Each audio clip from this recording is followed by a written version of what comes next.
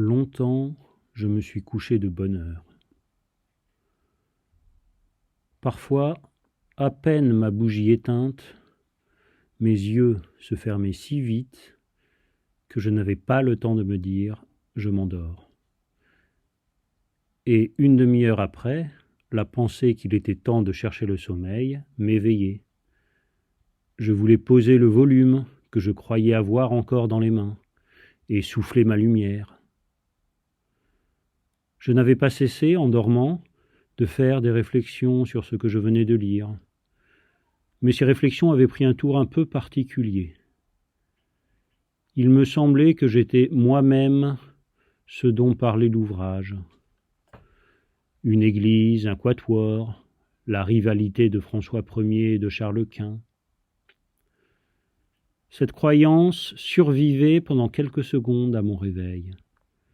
Elle ne choquait pas ma raison, mais pesait comme des écailles sur mes yeux et les empêchait de se rendre compte que le bougeoir n'était plus allumé. Puis elle commençait à me devenir inintelligible, comme, après la métempsycose, les pensées d'une existence antérieure. Le sujet du livre se détachait de moi. J'étais libre de m'y appliquer ou non.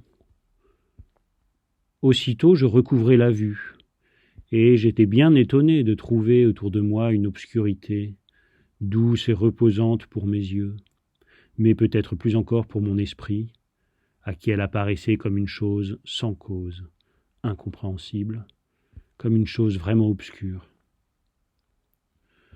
Je me demandais quelle heure il pouvait être. J'entendais le sifflement des trains, qui, plus ou moins éloignés, comme le chant d'un oiseau dans la forêt, relevant les distances, me décrivaient l'étendue de la campagne déserte où le voyageur se hâte vers la station prochaine, et le petit chemin qu'il suit va être gravé dans son souvenir par l'excitation qu'il doit à des lieux nouveaux, à des actes inaccoutumés, à la causerie récente et aux adieux sous la lampe étrangère qui le suivent encore dans le silence de la nuit, à la douceur prochaine du retour. J'appuyais tendrement mes joues contre les belles joues de l'oreiller, qui, pleines et fraîches, sont comme les joues de notre enfance. Je frottais une allumette pour regarder ma montre. Bientôt minuit. C'est l'instant où le malade, qui a été obligé de partir en voyage et a dû coucher dans un hôtel inconnu, réveillé par une crise, se réjouit en apercevant sous la porte une raie de jour. Quel bonheur! C'est déjà le matin. Dans un moment, les domestiques seront levés. Il pourra sonner. On viendra lui porter secours. L'espérance d'être soulagé lui donne du courage pour souffrir. Justement, il a cru entendre des pas. Les pas se rapprochent, puis s'éloignent. Et la raie de jour qui était sous sa porte a disparu. C'est minuit. On vient d'éteindre le gaz. Le dernier domestique est parti, et il faudra rester toute la nuit à souffrir sans remède. Je me rendormais, et parfois je n'avais plus que de courts réveils d'un instant, le temps d'entendre les craquements organiques des boiseries, d'ouvrir les yeux pour fixer le kaléidoscope de l'obscurité, de goûter face à une lueur momentanée de conscience le sommeil où étaient plongés les meubles, la chambre, le tout dont je n'étais qu'une petite partie et à l'insensibilité duquel je retournais vite m'unir.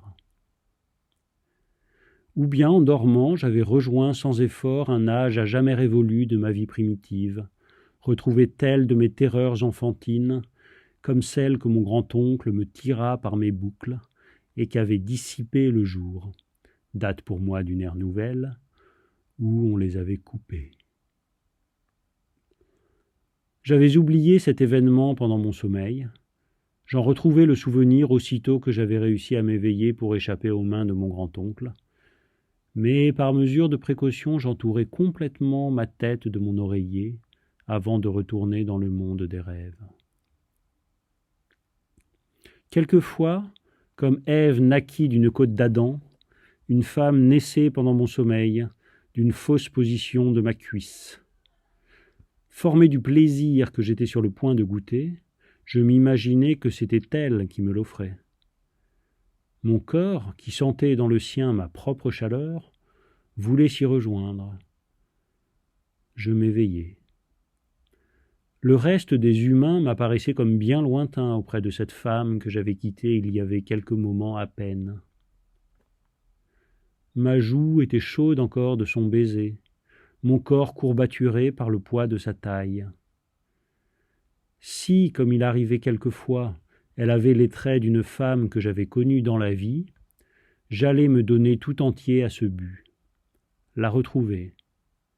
Comme ceux qui partent en voyage pour voir de leurs yeux une cité désirée, et s'imaginent qu'on peut goûter dans une réalité le charme du songe. Peu à peu, son souvenir s'évanouissait. J'avais oublié la fille de mon rêve. Un homme qui dort tient en cercle autour de lui le fil des heures, l'ordre des années et des mondes. Il les consulte d'instinct en s'éveillant, et il lit en une seconde le point de la terre qu'il occupe, le temps qui s'est écoulé jusqu'à son réveil. Mais leurs rangs peuvent se mêler, se rompre. Que vers le matin, après quelque insomnie, le sommeil le prenne en train de lire, dans une posture trop différente de celle où il dort habituellement, il suffit de son bras soulevé pour arrêter et faire reculer le soleil. Et à la première minute de son réveil, il ne saura plus l'heure. Il estimera qu'il vient à peine de se coucher. Que s'il s'assoupit dans une position encore plus déplacée et divergente, par exemple après dîner assis dans un fauteuil, alors le bouleversement sera complet dans les mondes désorbités. Le fauteuil magique le fera voyager à toute vitesse dans le temps et dans l'espace. Et au moment d'ouvrir les paupières, il se croira couché quelques mois plus tôt dans une autre contrée. Mais il suffisait que dans mon lit même, mon sommeil fût profond et détendit entièrement mon esprit. Alors celui-ci lâchait le plan du lieu où je m'étais endormi, et quand je m'éveillais au milieu de la nuit, comme j'ignorais où je me trouvais, je ne savais même pas au premier instant qui j'étais. J'avais seulement, dans sa simplicité première, le sentiment de l'existence comme il peut frémir au fond d'un animal. J'étais plus dénué que l'homme des cavernes. Mais alors le souvenir, non encore du lieu où j'étais, mais de quelques-uns de ceux que j'avais habités et où j'aurais pu être, venait à moi comme un secours d'en haut pour me tirer du néant d'où je n'aurais pu sortir tout seul. Je passais en une seconde par-dessus des siècles de civilisation, et l'image confusément entrevue de lampes à pétrole, puis de chemises à col rabattu, recomposait peu à peu les traits originaux de mon moi. Peut-être l'immobilité des choses autour de nous leur est-elle imposée par notre certitude que ce sont elles et non pas d'autres, par l'immobilité de notre pensée en face d'elles. Toujours est-il que, quand je me réveillais ainsi, mon esprit s'agitant pour chercher, sans y réussir, à savoir où j'étais, tout tournait autour de moi dans l'obscurité, les choses, les pays, les années. Mon corps, trop engourdi pour remuer, cherchait, d'après la forme de sa fatigue, à repérer la position de ses membres pour en induire la direction du mur, la place des meubles, pour reconstruire et pour nommer la demeure où il se trouvait. Sa mémoire, la mémoire de ses côtes, de ses genoux, de ses épaules, lui présentait successivement plusieurs des chambres où il avait dormi, tandis qu'autour de lui les murs invisibles, changeant de place selon la forme de la pièce imaginée, tourbillonnaient dans les ténèbres. Et avant même que ma pensée, qui hésitait au seuil des temps et des formes, eût identifié le logis en rapprochant les circonstances, lui, mon corps, se rappelait pour chacun le genre du lit, la place des portes, la prise de jour des fenêtres, l'existence d'un couloir, avec la pensée que j'avais en m'y endormant et que je retrouvais au réveil. Mon côté ankylosé, cherchant à deviner son orientation, s'imaginait, par exemple, allongé face au mur dans un grand lit à baldaquin, et aussitôt je me disais « Tiens, j'ai fini par m'endormir, quoique maman ne soit pas venue me dire bonsoir. J'étais à la campagne, chez mon grand-père, mort depuis bien des années. Et mon corps, le côté sur lequel je reposais, gardien fidèle d'un passé que mon esprit n'aurait jamais dû oublier, me rappelait la flamme de la veilleuse de verre de Bohême, en forme d'urne, suspendue au plafond par des chaînettes, la cheminée en marbre de Sienne, dans ma chambre à coucher de Combray, chez mes grands-parents, en des jours lointains qu'en ce moment je me figurais actuels sans me les représenter exactement, et que je reverrai mieux tout à l'heure, quand je serai tout à fait éveillé. Puis renaissait le souvenir d'une nouvelle attitude. Le mur filait dans une autre direction. J'étais dans ma chambre chez Madame de Saint-Loup, à la campagne. Mon Dieu, il est au moins 10 heures, on doit avoir fini de dîner. J'aurais trop prolongé la sieste que je fais tous les soirs en rentrant de ma promenade avec Madame de Saint-Loup, avant d'endosser mon habit. Car bien des années ont passé depuis Combray, où, dans nos retours les plus tardifs, c'étaient les reflets rouges du couchant que je voyais sur le vitrage de ma fenêtre. C'est un autre genre de vie qu'on mène à Tansonville chez Madame de Saint-Loup, un autre genre de plaisir que je trouve à ne sortir qu'à la nuit, à suivre au clair de lune ces chemins où je jouais jadis au soleil. Et la chambre où je me serais endormi au lieu de m'habiller pour le dîner, de loin je l'aperçois quand nous rentrons, traversée par les feux de la lampe, seul phare dans la nuit. Ces évocations tournoyantes et confuses ne duraient jamais que quelques secondes. Souvent, ma brève incertitude du lieu où je me trouvais ne distinguait pas mieux les unes des autres les diverses suppositions dont elle était faite que nous n'isolons, en voyant un cheval courir, les positions successives que nous montre le kinétoscope. Mais j'avais revu tantôt l'une, tantôt l'autre, des chambres que j'avais habitées dans ma vie, et je finissais par me les rappeler toutes dans les longues rêveries qui suivaient mon réveil. Chambre d'hiver, où quand on est couché, on se blottit la tête dans un nid qu'on se tresse avec les choses les plus disparates. Un coin de l'oreiller, le haut des couvertures, un bout de châle, le bord du lit, et un numéro des débats roses, qu'on finit par cimenter ensemble selon la technique des oiseaux, en s'y appuyant indéfiniment. Ou, par un temps glacial, le plaisir qu'on goûte est de se sentir séparé du dehors, comme l'hirondelle de mer qui a son nid au fond d'un souterrain dans la chaleur de la terre.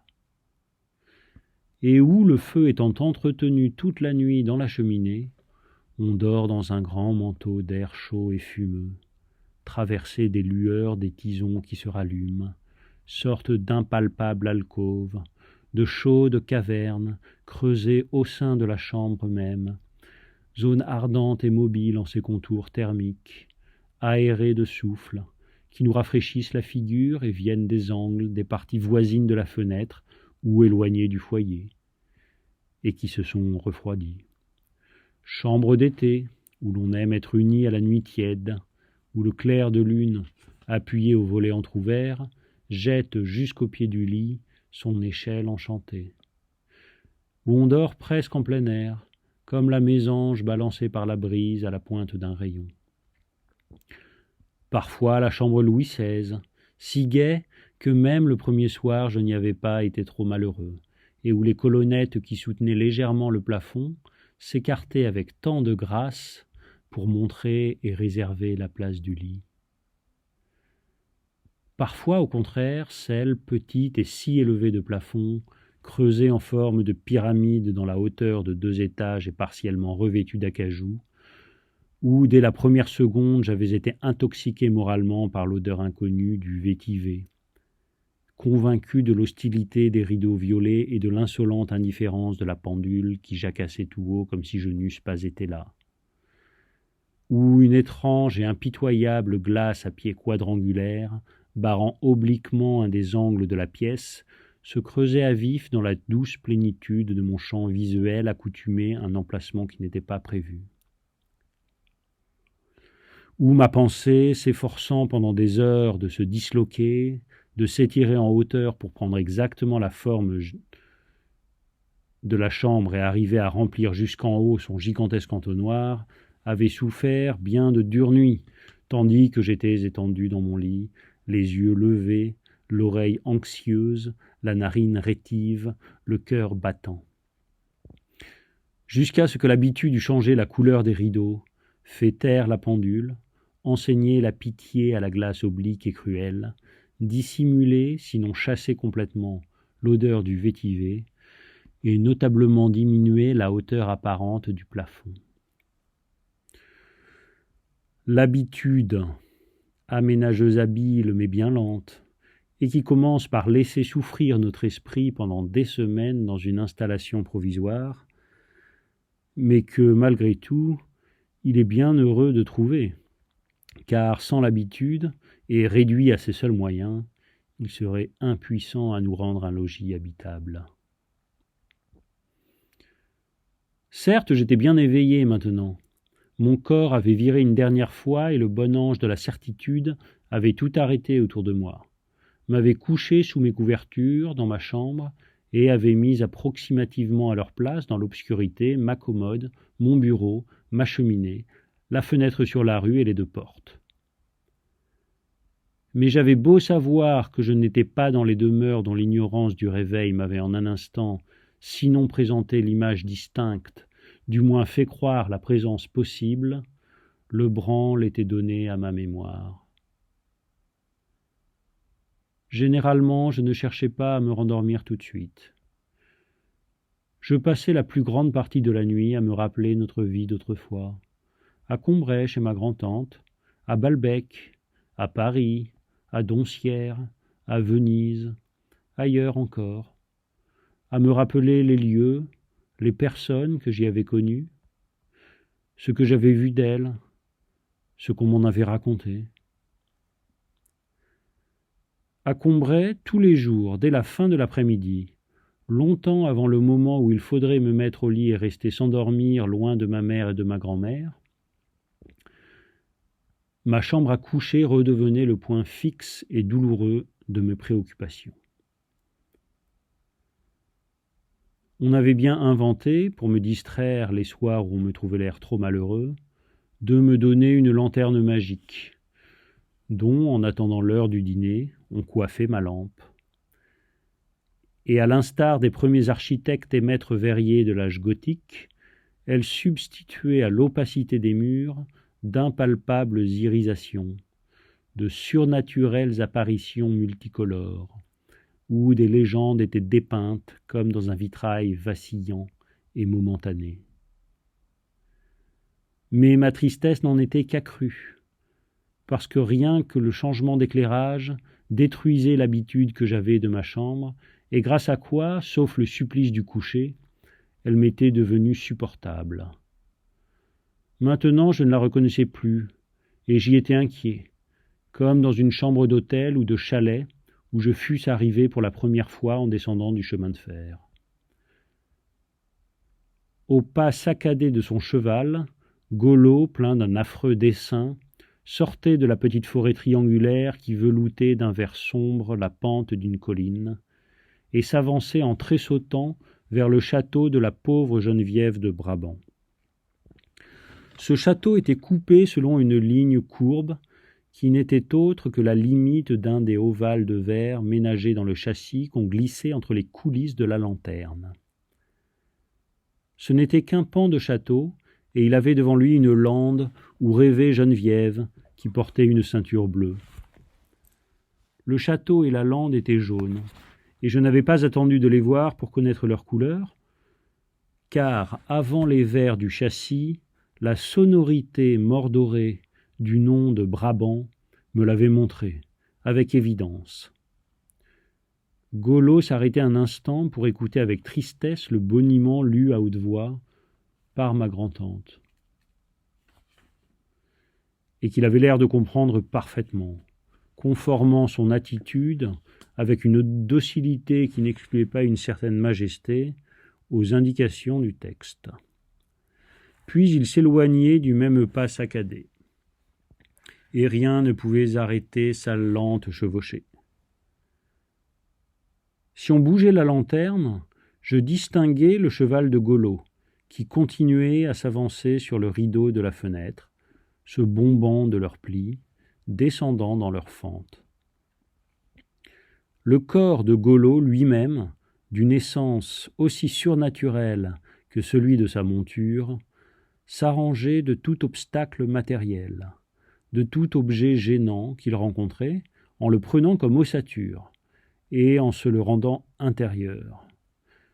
Fût-ce le bouton de la porte sur lequel s'adaptait aussitôt et surnageait invinciblement sa robe rouge ou sa figure pâle, toujours aussi noble et aussi mélancolique, mais qui ne laissait paraître aucun trouble de cette transvertébration. Certes, je leur trouvais du charme à ces brillantes projections, qui semblaient émaner d'un passé mérovingien, et promener autour de moi des reflets d'histoire si anciens. Mais je ne peux dire quel malaise me causait pourtant cette intrusion du mystère et de la beauté dans une chambre que j'avais fini par remplir de mon moi, au point de ne pas faire plus attention à elle qu'à lui-même. L'influence anesthésiante de l'habitude ayant cessé, je me mettais à penser, à sentir, chose si triste. Ce bouton de la porte de ma chambre, qui différait pour moi de tous les autres boutons de porte du monde, en ceci qu'il semblait ouvrir tout seul, sans que j'eusse besoin de le tourner, tant le maniement m'en était devenu inconscient, le voilà qui servait maintenant de corps astral à Golo. Et dès qu'on sonnait le dîner, j'avais hâte de courir à la salle à manger, où la grosse lampe de la suspension, ignorante de Golo et de Barbe-Bleue, et qui connaissait mes parents et le bœuf à la casserole, donnait sa lumière de tous les soirs, et de tomber dans les bras de maman que les malheurs de Geneviève de Brabant me rendaient plus chers, tandis que les crimes de Golo me faisaient examiner ma propre conscience avec plus de scrupules. Après le dîner, hélas, j'étais bientôt obligé de quitter maman, qui restait à causer avec les autres au jardin s'il faisait beau, dans le petit salon où tout le monde se retirait s'il faisait mauvais. Tout le monde, sauf ma grand-mère, qui trouvait que c'est une pitié de rester enfermé à la campagne, et qui avait d'incessantes discussions avec mon père, les jours de trop grande pluie, parce qu'il m'envoyait lire dans ma chambre au lieu de rester dehors. « Ce n'est pas comme cela que vous le rendrez robuste et énergique, » disait-elle tristement. « Surtout ce petit qui a tant besoin de prendre des forces et de la volonté. » Mon père haussait les épaules et il examinait le baromètre, car il aimait la météorologie. Pendant que ma mère, évitant de faire du bruit pour ne pas le troubler, le regardait avec un respect attendri, mais pas trop fixement, pour ne pas chercher à percer le mystère de ses supériorités. Mais ma grand-mère, elle, par tous les temps, même quand la pluie faisait rage et que Françoise avait précipitamment rentré les précieux fauteuils d'osier de peur qu'ils ne fussent mouillés, on la voyait dans le jardin vide et fouetté par l'averse, relevant ses mèches désordonnées et grises pour que son front s'imbibât mieux de la salubrité du vent et de la pluie. Elle disait « Enfin, on respire !» et parcourait les allées détrempées, trop symétriquement alignées à son gré par le nouveau jardinier, dépourvu du sentiment de la nature, et auquel mon père avait demandé depuis le matin si le temps s'arrangerait. De son petit pas enthousiaste et saccadé, réglé sur les mouvements divers qu'excitait dans son âme l'ivresse de l'orage, la puissance de l'hygiène, la stupidité de mon éducation et la symétrie des jardins, plutôt que sur le désir, inconnu d'elle, d'éviter à sa jupe prune les taches de boue sous lesquelles elle disparaissait jusqu'à une hauteur qui était toujours pour sa femme de chambre un désespoir et un problème. Quand ces tours de jardin de ma grand-mère avaient lieu après dîner, une chose avait le pouvoir de la faire rentrer. C'était, à un des moments où la révolution de sa promenade la ramenait périodiquement comme un insecte en face des lumières du petit salon où les liqueurs étaient servies sur la table à jeu, si ma grand-tante lui criait « Bathilde, viens donc empêcher ton mari de boire du cognac !» Pour la taquiner, en effet, elle avait apporté dans la famille de mon père un esprit si différent que tout le monde la plaisantait et la tourmentait. Comme les liqueurs étaient défendues à mon grand-père, ma grand-tante lui en faisait boire quelques gouttes. Ma pauvre grand-mère entrait, priait ardemment son mari de ne pas goûter au cognac. Il se fâchait, buvait tout de même sa gorgée, et ma grand-mère repartait triste, découragée, souriante pourtant, car elle était si humble de cœur et si douce, que sa tendresse pour les autres, et le peu de cas qu'elle faisait de sa propre personne et de ses souffrances, se conciliaient dans son regard en un sourire où, contrairement à ce qu'on voit dans le visage de beaucoup d'humains, il n'y avait d'ironie que pour elle-même, et pour nous tous, comme un baiser de ses yeux qui ne pouvaient voir ce qu'elle chérissait sans les caresser passionnément du regard. Ce supplice que lui infligeait ma grand-tante, le spectacle des vaines prières de ma grand-mère et de sa faiblesse, vaincue d'avance, essayant inutilement d'ôter à mon grand-père le verre à liqueur, c'était de ces choses à la vue desquelles on s'habitue plus tard, jusqu'à les considérer en riant, et à prendre le parti du persécuteur, assez résolument et gaiement pour se persuader à soi-même qu'il ne s'agit pas de persécution. Elle me causait alors une telle horreur que j'aurais aimé battre ma grand-tante. Mais dès que j'entendais « Bathilde, viens donc empêcher ton mari de boire du cognac », déjà homme par la lâcheté, je faisais ce que nous faisons tous une fois que nous sommes grands. Quand il y a devant nous des souffrances et des injustices, je ne voulais pas les voir. Je montais sangloter tout en haut de la maison, à côté de la salle d'études, sous les toits, dans une petite pièce, sentant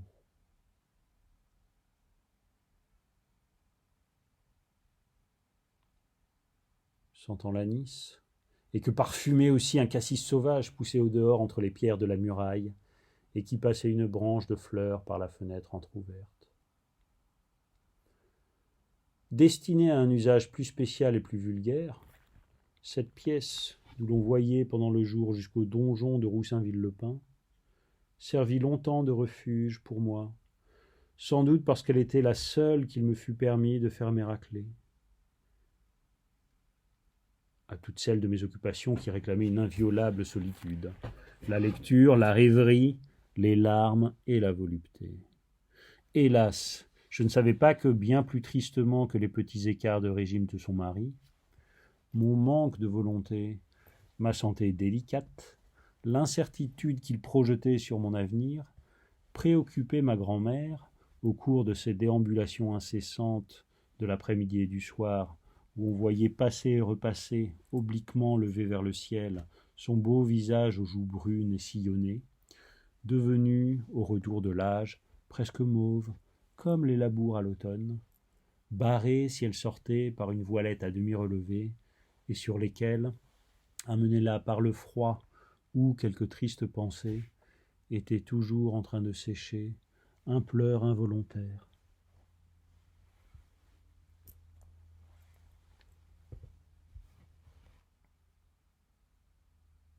Sympa la grand-mère.